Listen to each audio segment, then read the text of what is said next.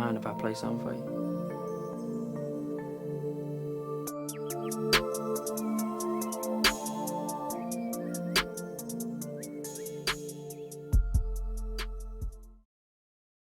All right, what's up, man? How you doing today? What's up?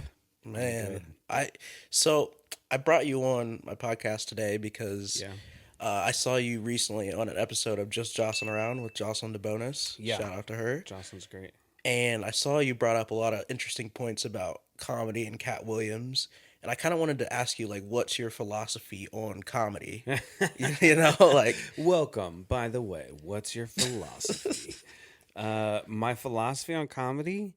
I don't know. I mean, I don't know. There's probably a lot of depth to answer just that one question, but I wouldn't know it off the top of my head. What I would say is that like my personal goal in comedy is let people have a good time. You know what I mean? Like just people want to have a good time, make them have a good time. There are infinite amount of places in the world where people can go to feel any number of things, and when they come to comedy they want to feel good. That's why people like why they watch comedy movies, why they watch sitcoms, why they watch funny things on the internet, why they go to shows. Like people just want to relax, they want to feel good, they want to have fun. And so I would say that my philosophy is first and foremost that always keep the audience in mind and always make people, try to give people a good time and put on a good show. so do you think that there are any, like, rules to, like, what you can and can't joke about? No. I think that the rules are only dictated by the audience. Comedy, the best thing about comedy, unlike other art forms, is that, especially stand up, is that it is immediate. Like you get an immediate response from the crowd, you get an immediate response from the people in the room, and I think the rule is keep people happy. You know what I mean? Like keep them happy, like keep them engaged. You want them to leave and be like, I had a good time. Point blank. Period. That's like the rule. And I think if that's it, there are probably a lot of different ways to approach comedy and stuff, but I definitely think that like the rule is the audience rules. Yeah, for sure. Well, I was like rewatching the episode you did with Jocelyn last night, and like I should have re-listened to that because who knows what I said. Who I mean, knows? we're not going to focus on that the entire time. But Sure, I just sure. want. I was like just like I just wanted to do my research as Yeah, as an for interview, sure, for sure. And a lot of like some of the things you said were like that like comedy and language evolves. Like that was a point that Kat brought up. That's Cat Williams' point. Yeah, And I think that's a brilliant point. okay. I was just gonna add to that. Like, so you think that there are like words that shouldn't be said at all, just based on his point, like. I mean, do I think that there are words that some people shouldn't say? Yeah, like I'm not going to say the N-word, and I wouldn't expect anybody that isn't black to not say the N-word, or to say the N-word. That's a rule that is not like, obviously, yes, you can. There's nothing that says you can't, but that is like probably the target example of this is something that culturally we have agreed is off limits, right?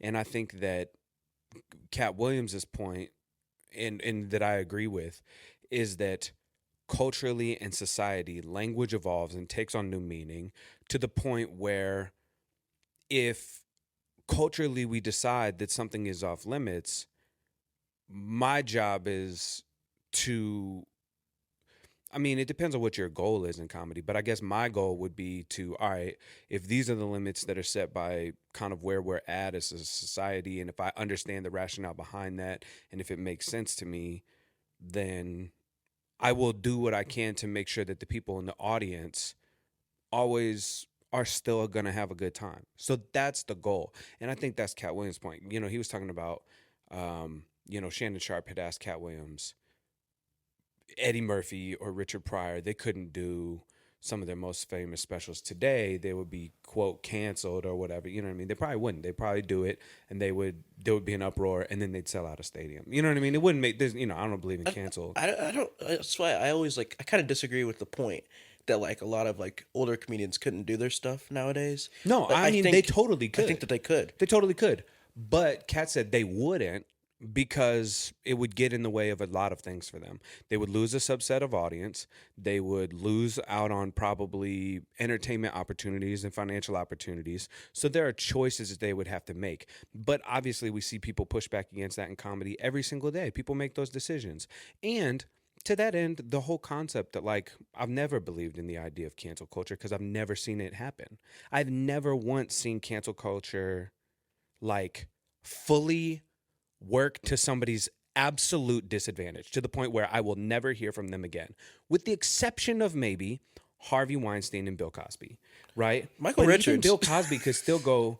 Michael Richards still went on Jerry Seinfeld's That's Netflix true. show. That's true. That episode is on TV right now. Like, Michael Richards is still working. That's true. And if Michael Richards went on tour, people would go see him. The wrong type of people. Well, is it the wrong type of people? Is that the people he wants? Is that the people that, you know what I mean? Well, I think he you made get a to mistake. decide the audience that you're going to get. But, like, you know, everybody that gets canceled, they just find a new audience. You know, did you watch the show BoJack Horseman? I've never seen it. I know what it is, but I've never seen it. Brilliant show, and towards the end, you know, spoiler. Towards the end of the series, something similar happens. He basically is like, I'm a bad dude, bad stuff happened. But instead of, like, it culminating in some big grand dramatic thing where the main character dies or is, you know, goes into obscurity, he just finds a new lane and a new audience and a new thing. And that's what happens to everybody that may or may not get, quote, canceled for how they choose to say things. So to the point of, should people be able to say or not say things, my answer would be, say whatever you want, but deal with those consequences and recognize that, from my perspective, the majority of the time, depending on what you choose to say or what direction you go, where you want to push, where you don't, you're going to lose the audience. To me, that means you have failed. Like, if you lose the audience, you have failed, right? And so that's, you know. So my question to you is, like, with, like, taking risk in comedy, Yeah. do you do, like, anything that you would say is risky? Or, like, what is risky? What is taking a risk in comedy to you?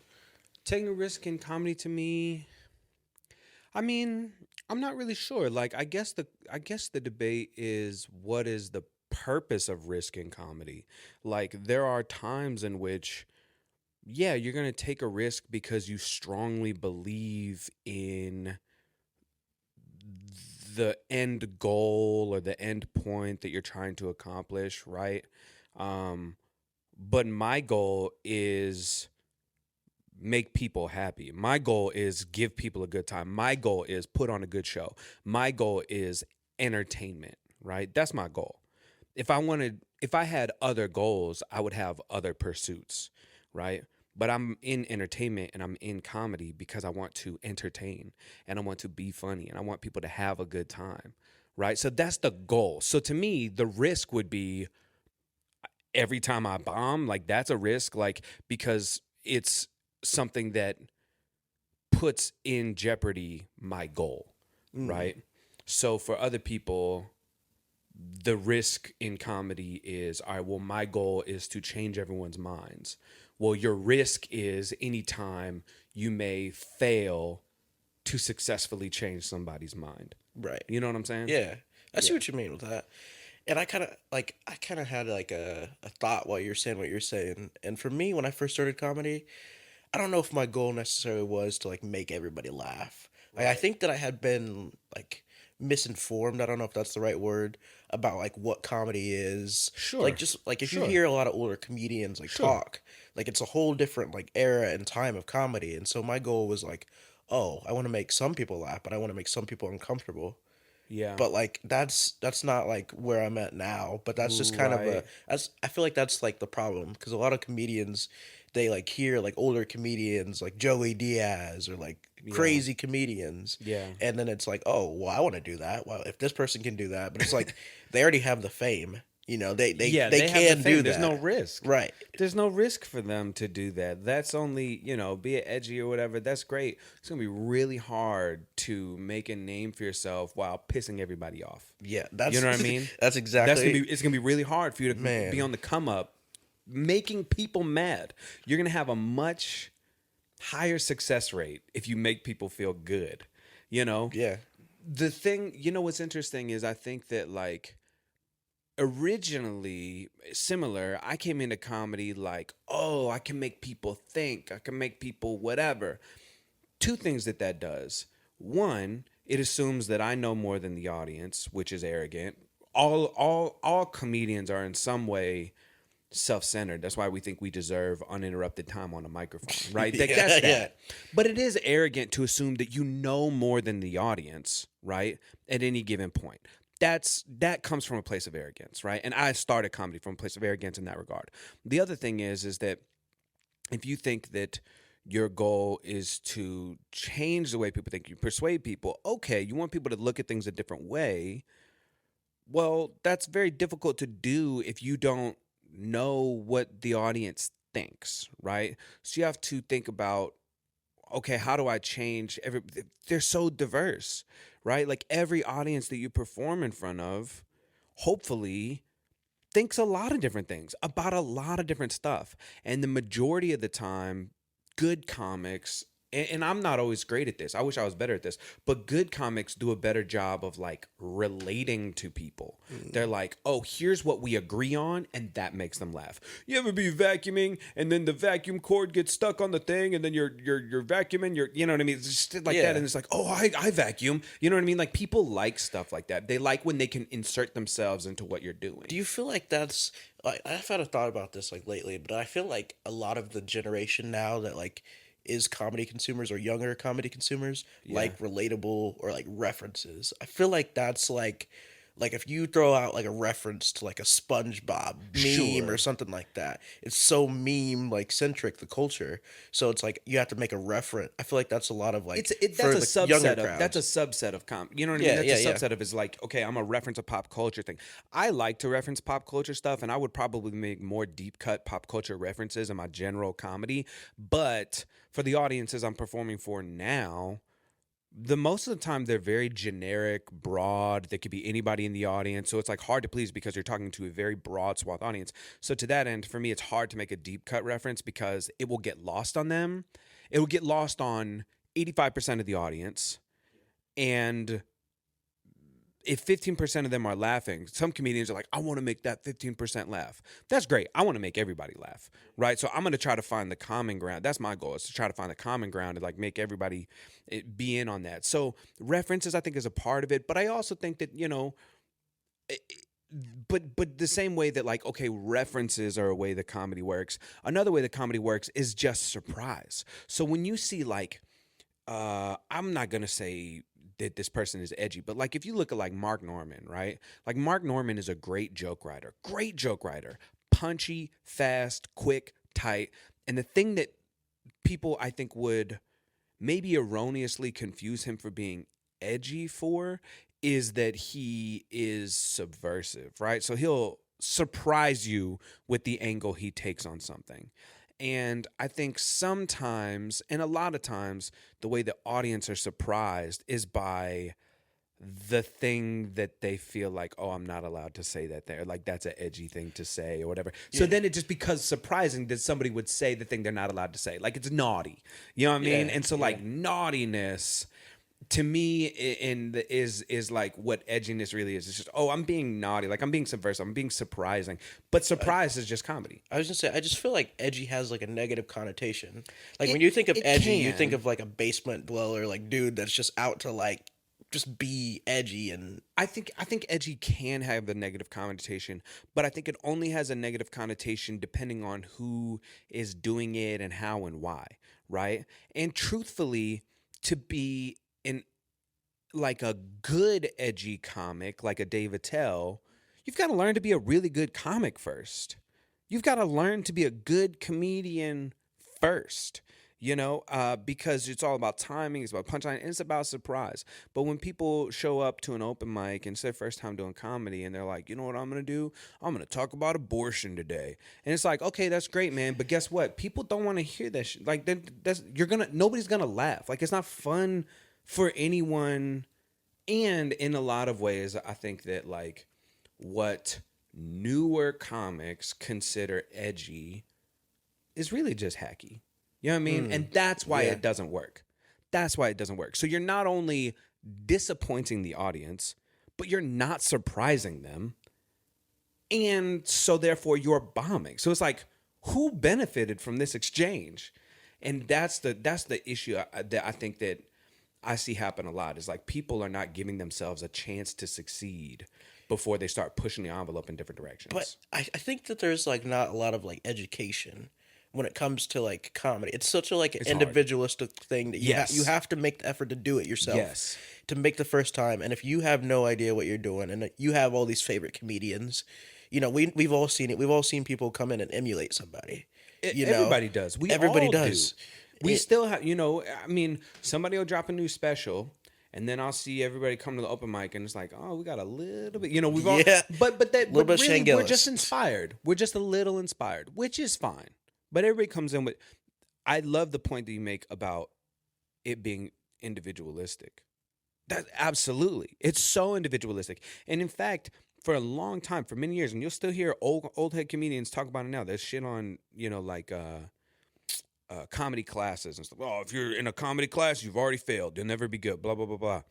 That is such a back asswards way of looking at, because a comedy class, like Zach Peterson, Omaha comic, fantastic writer, good comedian. He teaches a comedy class, and I think that that is something that can teach you some fundamentals that most of us that start a comedy without a class had to learn over our first year or two of comedy on our own, and you fumble around, and sometimes we don't even get it right. But if you have somebody that can organize some of that information, then it like helps everybody move Yeah. further along faster. I was just having this conversation with somebody. I can't remember, some local comic. We were talking about classes, and I have two trains of thoughts when it comes to classes. Like, I think that I don't know if one is more valuable than the other. The like bombing for a year Yeah. and then like learning what you need to learn, or being taught that, because it's like we all have to bomb at some point. Yes. We all have to learn, but at the same time, it's like if you could have a jump start to comedy before you even like take the It's a stage, jump start. it should be like beneficial. Yeah. Well, the thing is you can't avoid bombing. You can't avoid, and learning about comedy and learning how to write and learning some of like the unspoken norms of stand up, right? Learning those things isn't gonna help you get stage. You still have to get stage time. It's not like because you took a comedy class you're not gonna still have to do the work. You're still gonna have to go do the work, but you have a little bit more education about the situation. It just, you know what I mean? It's like if you were teaching art to a bunch of third graders and you're like, all right, here are all the supplies, go. Okay, they're all going to come up with different projects. But if you're like, all right, here's a general example. Let's walk through how to use this thing, how to use this thing, how to use this thing. Now you all take it this, and it's like, oh, okay. Now they can bring their own individuality and their creativity and this, and they'll fail and they'll mess up, and some of it'll still look like shitty third grade artwork. But they're gonna be on a page where it's like, okay, I can at least maybe be successful with the tools I've been started with. And then they'll figure out, oh, I know people do it like this, but I want to do it a little bit differently because I know how people do it. You know what I mean? And you kind of figure things out. It can be constraining in some ways if you don't have a teacher that is willing to like help you be yourself. But I think that's where Peterson does a good job with his class. And where some people do great jobs with their classes, like they're not going to teach you to be a comic like them. They're going to teach you about comedy blank in general, and they're going to help you find what is your goal, path, route in comedy, and then send you on it on your way. Yeah, I think like back to the point you made about like a lot of old comedians hating on comedy classes. Right, I right, think right, that right. there's a lot of like fetishization of like the struggle. Yeah, there Like is. people, There there's a is. lot of like struggle mentality. Even just like I don't even know. Like people are like, oh, you gotta grind it out for 10 years. You gotta work your way through it. But there's so many different avenues to like Even success. not in comedy, that's a thing. And I do think that like repetition and practice and learning, like you have to have lots of experiences in order to be able to identify, recognize, and adapt to the different experiences you are facing or will face. Hmm. And that comes from trial and error. So you have to have that part of it. But the idea that like I struggled so you should struggle, I hate that mentality. I Me hate that too. mentality in comedy. I hate it in life. People are like, well, Parents. I had parents. Parents. Parents do that shit all the time. And for what? No, your life sucked. Give your kids a better We were just talking life. about that with snow days. Yeah. Yeah, man, that's Yeah. the worst one. It's like, oh, I used to have to walk to school. It was 4 feet high, and it's like, Was that fun? yeah, Did you like it? exactly. Do you miss it? Nah, dude, You know what I'm saying? Like, yeah, exactly. man. But speaking of kids, you have a kid. I do. You have a kid. Yeah, he's what, damn- 16? He's 17. 17 now. 17 years Man, old. that's crazy. Yeah. I have 3 and 1 on the way. How old are they? Let's see. My son is 3, and my twin daughters are 1.5. Damn. And you got one on the way. Yep. That's 4 too many kids. That's Too many kids. Especially, I'm 23, man. It's Dog, what are you doing? That's too many kids. You better hope that these kids are all successful and they'll take care of you so you can retire at 40. I'm hoping so, man. You know what I mean? Yeah. You better get them a YouTube channel. Man, some people say that's like exploitation of your kids, though. I Like, do think that's exploitation of a kid. I wouldn't actually get I don't a know. YouTube channel. I don't know if it is though. You don't think so? I guess it just depends, you know? Like if it's just like videos of like you guys just doing like activities, I don't see how that's Yeah. exploitation. Or like, there's all these videos of like kids that do like unboxing. Yeah. It's just like you're just recording them doing something that they would want to do, and if you're they would using the wanna do. money for them, Yeah, but that's the thing. Like, you have to be, I mean, look, I think that, like, you see the curse of the child star and parents that put too much pressure on their kids and all this stuff. Like, in social media and the attention and the pressure and all that stuff, like, that's hard for any adult to manage. For a kid, like, the more we learn about, like, children and parenting and like the impact that early childhood development has on long-term life, and you see everybody in therapy anymore because of their childhood, you know what I mean? Right. Like, there's so many things. It's like, yeah, I mean, look, if the money will help you, put those kids in front of the kid, you know what I mean? I'm sure they're cute kids and they would make a killing online, and you would be like, here's my life with 4 children and blah blah blah blah blah, you know what I mean? You can do the thing and just set up a camera and then go wash them and then take the camera down and then set up a camera and walk into Target and then walk bunch out, of tripods. I There's you see all these tripods tripods everywhere. you know what I'm saying? I'm already set up for it. But I think that we have enough history on reality television and childhood stars and stuff to know that it can fuck them up pretty But don't you think it's different though? Because it's like Hollywood is that's a problem in my opinion. Because it's like if you're just posting on TikTok, they don't even have to know like what's going on. They can know that they're being recorded. Yeah, but they might not know. But don't they deserve autonomy in that regard? Like, don't you think at one point they should have all the rights to their identity? You know what I mean? Like, this is something that I've thought about as social media has become more prominent. When I was raising my kid, I'm still raising my kid, but I have become, especially now, more mindful of the fact that, he may not want his own digital footprint the day he turns 18 and has control of all that. So now, before I ever post anything about him, I always ask him, I'm like, hey, you cool if I post it? Because he's old enough now that we could talk about it. But when he was younger, I was like, I was just posting pictures of you and videos of you and stuff. And like, I try to take a lot of that stuff down anymore because it's like, I don't know that he wants that up there. That's not fit. You know what I mean? And so when they're your kids, and you have control over their life and all that. But at a certain point, they're not going to be just your kids. They're going to be their own fully formed adults, and they should have a say, And so it's hard, I think, to be like, let me put my whole ass kids out here. There's legitimate research on this too, and we'll get more over the next 10 years. Is like, especially with social media, some of these, if you look at just 10 years, you might have some kids that have like in the past 10 years have really fucking been online without them knowing it. And how are they going to feel about that in another 10 years? Like, maybe they hate that, I don't know. I think that, to your point about it being just Hollywood, that's also like, it'll infect parents. You know what I mean? Like, they'll fucking start pretending. They'll start looking for the dollar at the end of the road. They want more views. They want more likes. They want more sponsors. That's all Hollywood is driven by. Yeah. And now you've brought that into like an individual that is not a business, just like a sole person It's kind of who is now scary. responsible for people's lives, but is driven no less mad than some big production company Yeah. that could do the same thing. There's a few like cases of like moms on like TikTok that like they like posting their kid.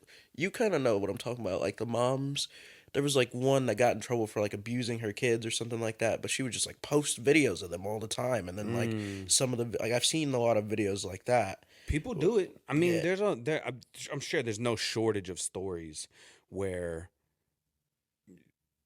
people are exploiting their children and stuff. Like, I just heard a podcast recently where somebody was like, they're 18 now or 19, I don't know, they're like college age now, and they're talking about how their mom was in the early stages of not social media but what were more called mommy bloggers, right? that's still social media in a way. It was social media, but it wasn't like it is today. I Right. mean, Yeah. honestly, it's probably more. It's a lot more now. But these were moms that were like blogging daily about Yeah. their lives and about whatever.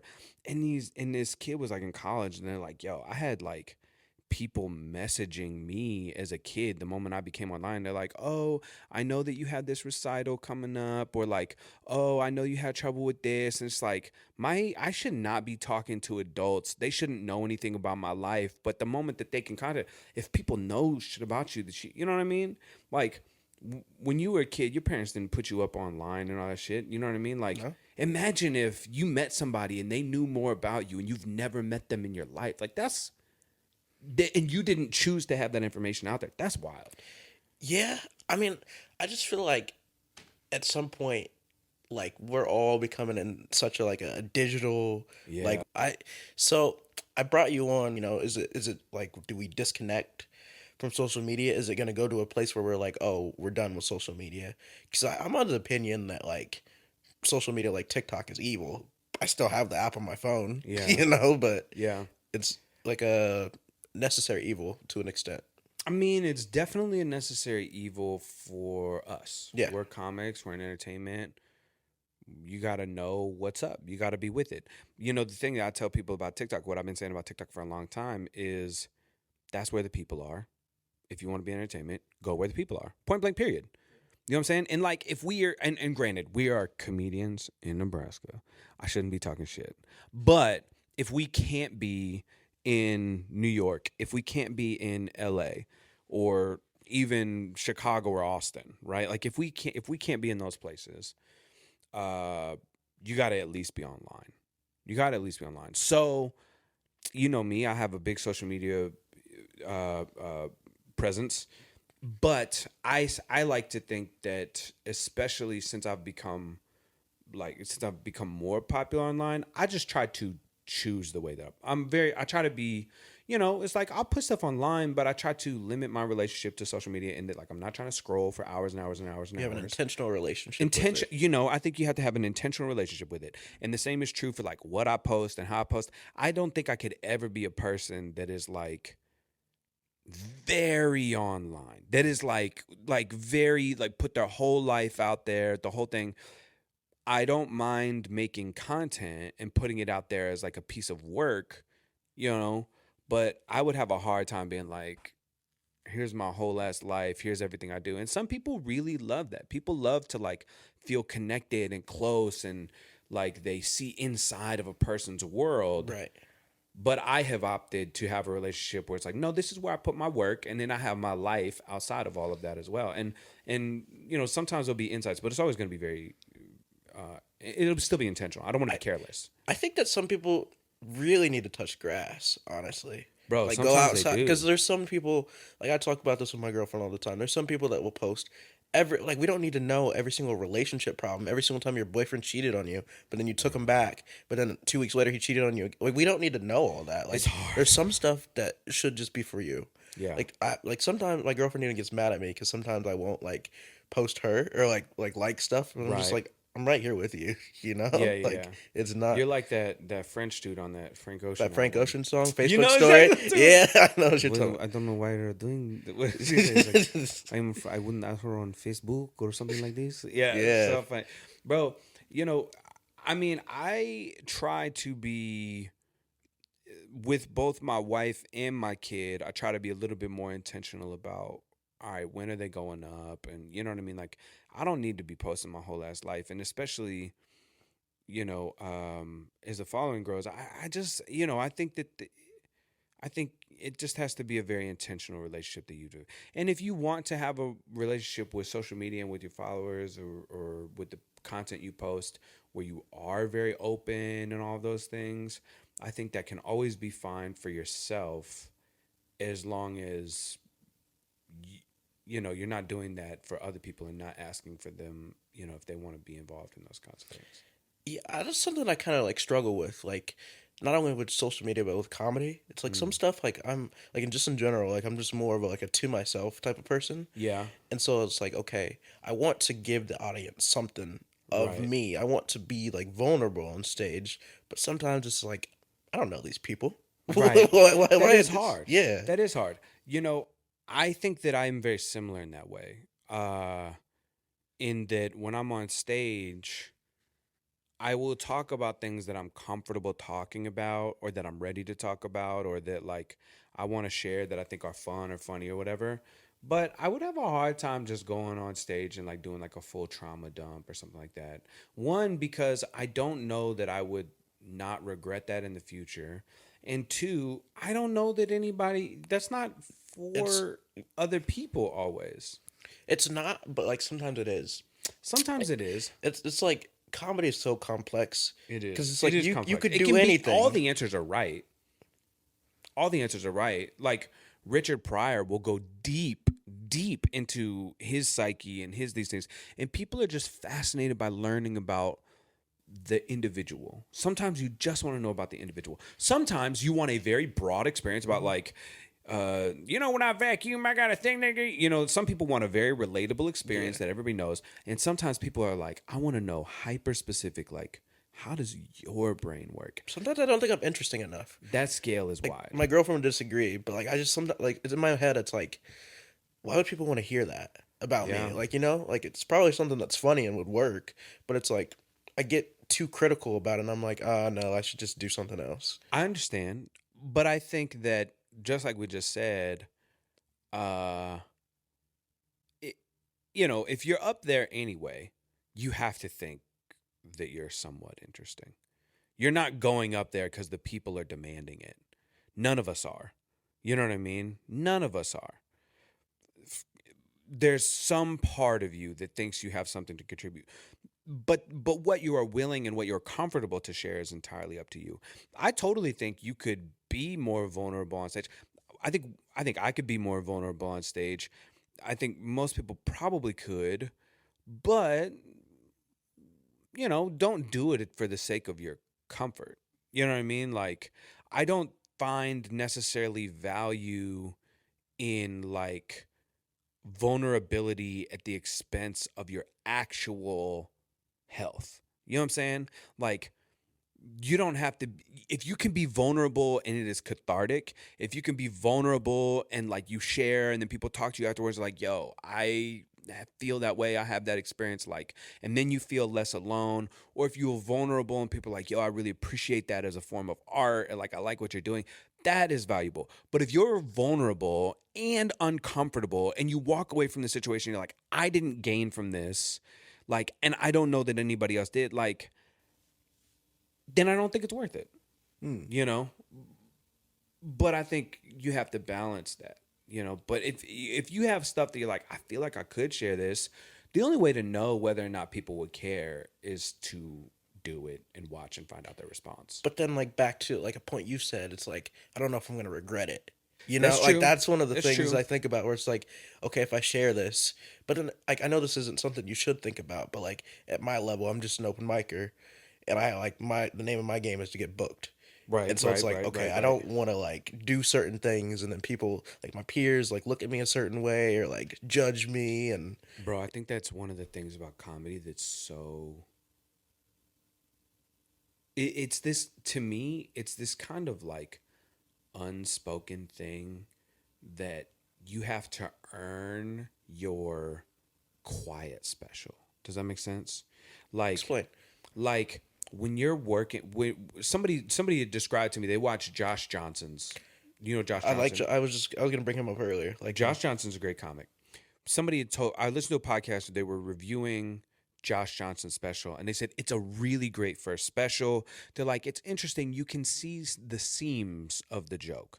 So, any comedy album, let's say it's an hour, it's probably 20 to 30 2 minute to 3 minute, 1 to 3 minute bits, let's say, right? 20 to 30, 1 to 3 minute bits that they've been working on at open mics and whatever over time. And, most people's special is that first 10 years of their work, right? And you kind of have to put that first special out. And I would say that most of the time, that first special is the one that is often the best because it's had the most time to be polished, but it's also the one that is going to be like the most broad. It's going to be most appealing. It's going to be all these things.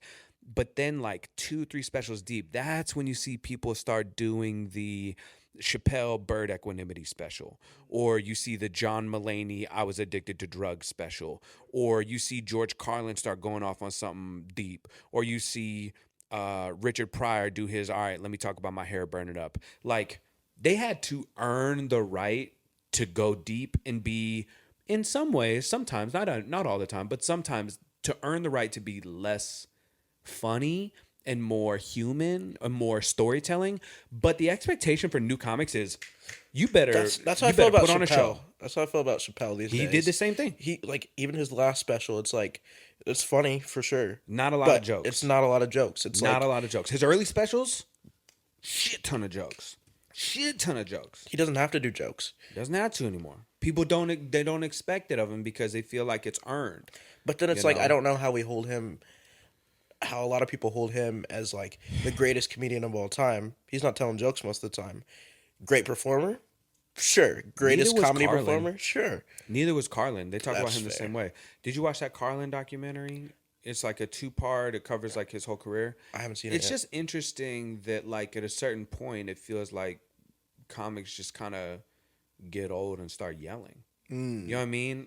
In Chappelle's case, he whispers, but like, you know what I'm saying? Slaps the mic on his knee. You know, but it feels like you couldn't. That can't. Bo Burnham's Inside couldn't be his first thing. Bird Equanimity couldn't be Chappelle's first thing. You know what I mean? Like, you have to have that Josh Johnson solid, funny, special first. Maybe you don't. Maybe you could try to do something deep, or maybe whatever. But I think audiences don't feel like it's earned. I don't know because I feel like the culture of comedy is like we said, it's very vast. Yeah. Because you could do a Hannah Gadsby.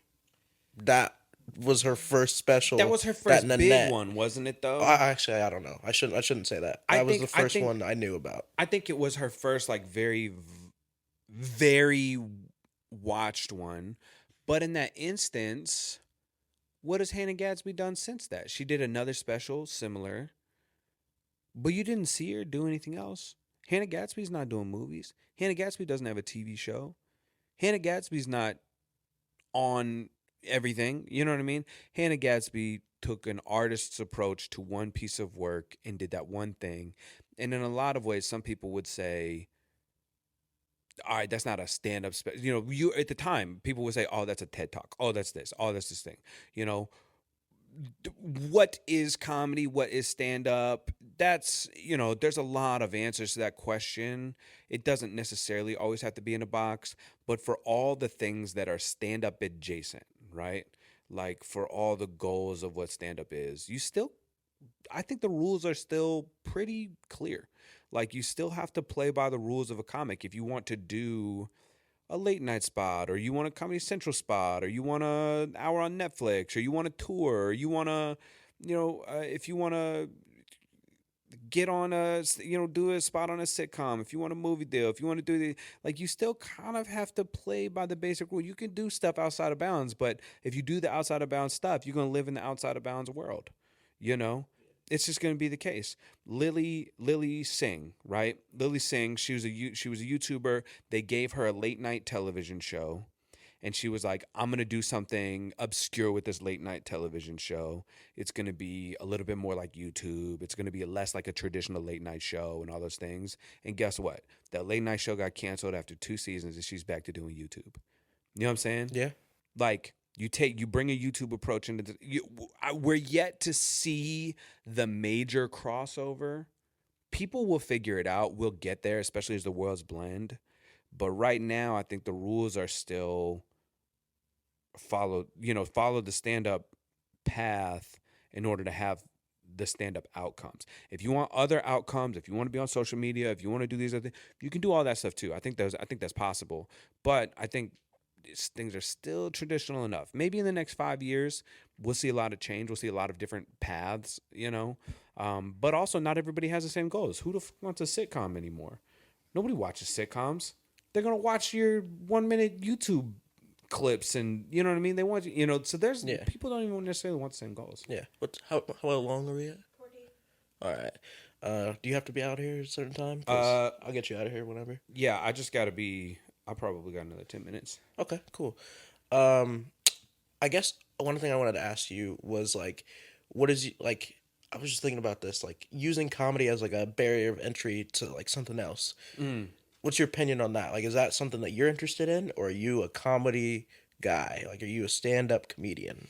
That's funny because I think especially because of my social media presence, like my shit is just impressions. You know what I mean? I like to say that I do other shit online.